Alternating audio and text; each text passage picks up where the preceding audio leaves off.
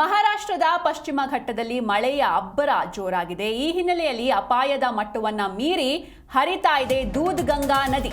ಮಹಾರಾಷ್ಟ್ರದ ಪಶ್ಚಿಮ ಘಟ್ಟದಲ್ಲಿ ಮಳೆಯ ಅಬ್ಬರ ಜೋರಾಗಿದೆ. ಅಪಾಯದ ಮಟ್ಟವನ್ನ ಮೀರಿ ಹರಿತಾ ಇದೆ ದೂದ್ಗಂಗಾ ನದಿ. ಕಾರದಗ ಬಂಗಾಲಿ ಬಾಬಾ ದೇವಸ್ಥಾನ ಜಲಾವೃತಗೊಂಡಿದೆ. ಮಳೆ ಆರಂಭವಾದ ಒಂದೇ ವಾರದಲ್ಲಿ ಈ ದೇವಸ್ಥಾನಕ್ಕೆ ಜಲ ದಿಗ್ಬಂಧನವಾಗಿದೆ. ಬೆಳಗಾವಿ ಜಿಲ್ಲೆಯ ನಿಪ್ಪಾಣಿ ತಾಲೂಕಿನ ಕಾರದಗ ಗ್ರಾಮ. ಇನ್ನು ಇಷ್ಟೆಲ್ಲ ಆದರೂ ಕೂಡ ನದಿ ನೀರಿನಲ್ಲಿ ಸ್ನಾನವನ್ನ ಮಾಡ್ತಾ ಇದ್ದಾರೆ, ಜೊತೆಗೆ ಬಟ್ಟೆಯನ್ನ ತೊಳಿತಾ ಇದ್ದಾರೆ ಅಲ್ಲಿನ ಜನರು. ಜಲಾವೃತವಾಗಿರುವ ದೇವಸ್ಥಾನಕ್ಕೆ ಹೋಗುವ ರಸ್ತೆ ಮೇಲೆಯೇ ಬಟ್ಟೆಯನ್ನ ತೊಳಿತಾ ಇದ್ದಾರೆ ಮಹಿಳೆಯರು.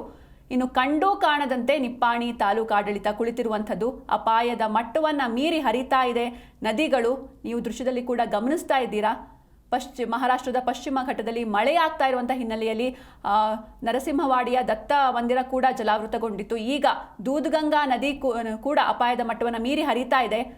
ಬಾಬಾ ದೇವಸ್ಥಾನ ಕೂಡ ಜಲಾವೃತವಾಗಿರುವಂಥದ್ದು. ಇನ್ನು ಈ ಹಿನ್ನೆಲೆಯಲ್ಲಿ ಅಲ್ಲಿನ ಸಾರ್ವಜನಿಕರು ಜವಾಬ್ದಾರಿಯುತವಾಗಿ ವರ್ತಿಸಬೇಕು. ಆದರೆ ಈ ಅಪಾಯದ ಮಟ್ಟವನ್ನು ಮೀರಿ ಹರಿತಾ ಇರುವಂಥ ನದಿಯಲ್ಲಿಯೇ ಬಟ್ಟೆಯನ್ನು ತೊಳಿತಾ ಇದ್ದಾರೆ ಅಲ್ಲಿನ ಗ್ರಾಮದ ಮಹಿಳೆಯರು. ಇಷ್ಟೆಲ್ಲ ನಡೀತಾ ಇದ್ರೂ ಕೂಡ ಅಲ್ಲಿನ ತಾಲೂಕು ಆಡಳಿತ ಮಾತ್ರ ಕಂಡು ಕಾಣದಂತೆ ಕುಳಿತಿರುವಂಥದ್ದು. ಇವರಿಗೆ ಒಂದು ಎಚ್ಚರಿಕೆಯನ್ನು ಕೂಡ ನೀಡ್ತಾ ಇಲ್ಲ, ಅಲ್ಲಿಗೆ ಹೋಗಬೇಡಿ ಅಂತ ಕೂಡ ಒಂದು ಆದೇಶವನ್ನು ಕೂಡ ನೀಡ್ತಾ ಇಲ್ಲ. ಹೀಗಾಗಿ ಅಲ್ಲಿ ಬಟ್ಟೆಯನ್ನು ತೊಳಿತಾ ಇದ್ದಾರೆ, ಜೊತೆಗೆ ಸ್ನಾನವನ್ನು ಕೂಡ ಮಾಡ್ತಾ ಇದ್ದಾರೆ. ಅಪಾಯದ ಮಟ್ಟವನ್ನು ಮೀರಿ ಹರಿತಾ ಇದೆ, ನೀರಿನ ರಭಸ ಜೋರಾಗಿರುತ್ತೆ. ಇಷ್ಟೆಲ್ಲ ನಡೀತಾ ಇದ್ರೂ ಕೂಡ ಕಂಡು ಕಾಣದಂತೆ ನಿಪ್ಪಾಣಿ ತಾಲೂಕು ಆಡಳಿತ ಕುಳಿತಿದೆ.